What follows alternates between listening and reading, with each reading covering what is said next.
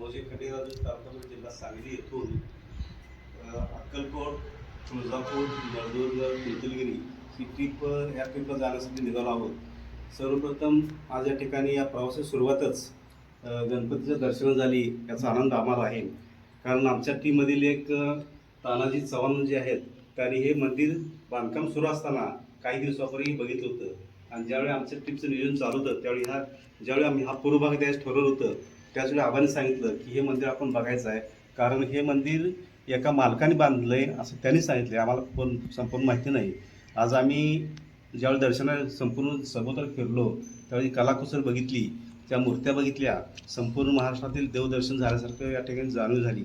आणि खरोखरच आजचा दिवस तर आमचा चांगला जाणारच आहे, परंतु ही ट्रीप देखील म्हणजे अजरामर अशी ट्रीप या ठिकाणी होणं असं दिसतंय.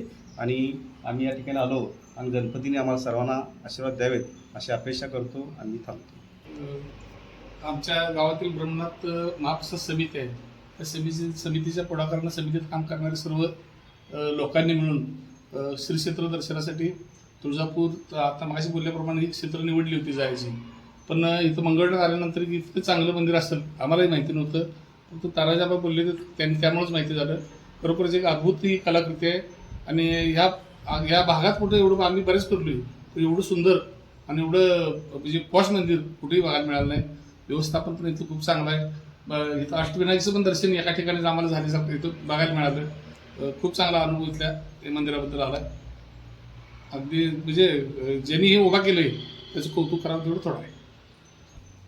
ही आमची सामाजिक म्हणजे कार्य करणारी आमची समिती आहे.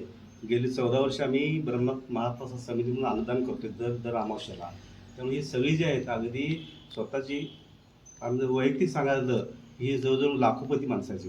पण आम्ही झाडू घ्यायला लोटायला कुठं कमी पडत नाही. असं ताटं धुवायला स्वयंपाक सगळं आम्ही करून वाढतो. दुसरी महत्त्वाची गोष्ट म्हणजे आम्हाला मंगळवेढेबद्दलची आम्ही गाणी ऐकतो. त्यात एक गाणं आहे मंगळवेढे भूमी संतांची. हे जर एकटं जर 4-5 वेळा जर ऐकलं डोळ्यातून पाणीच येतं. त्यामुळं या भूमीला आम्ही आज इथं आलो याचं समाधान आम्हाला.